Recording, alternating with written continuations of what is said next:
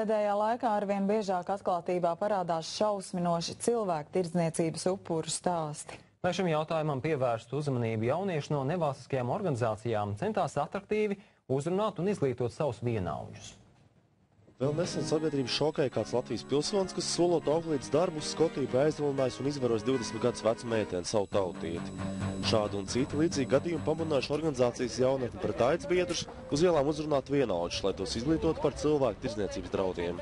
Ļoti daudz ir sociālos tīklos, ka tiek rakstīts, jautāts, vai tu vēlies braukt, un kas ir trakākais, ka ļoti bieži to dara arī draugi un paziņas, un pat varbūt ģimenes locekļi. Vienkārši, ka cilvēki, kur jau ir iepriekš vai savērvēti, vai kas liekas tā kā, es jau ar to cilvēku kādreiz mācījos kopā, viņš ir noteikti uzticams, un tu patiesībā cilvēks parakstās uz tādiem piedāvājumiem, kaut gan šis cilvēks bieži vien viņu vienkārši savērvē darbam vai sekstirzniecībā, vai arī, piemēram, arī ļoti gandrīz kā vergošanai.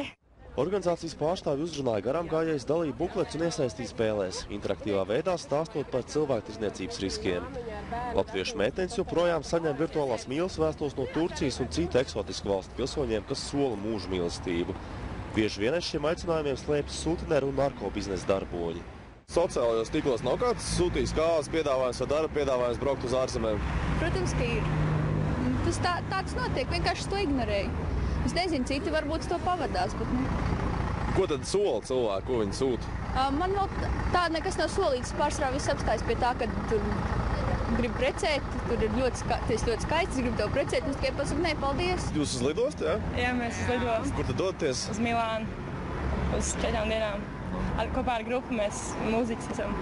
Tā ka par modeliem vēl neaicina pagaidām uz Milānu? Nē.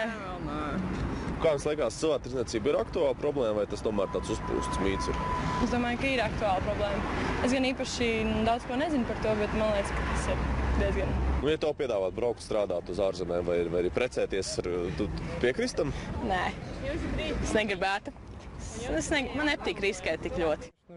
Līdzīgas sociālās izglītošanas akcijas šodien notikušas ne tikai Rīgā, bet arī Balvos, Dobelē un Tūkumā. Jānis Zvērs, Andrejs Skangals, TV3 ziņas.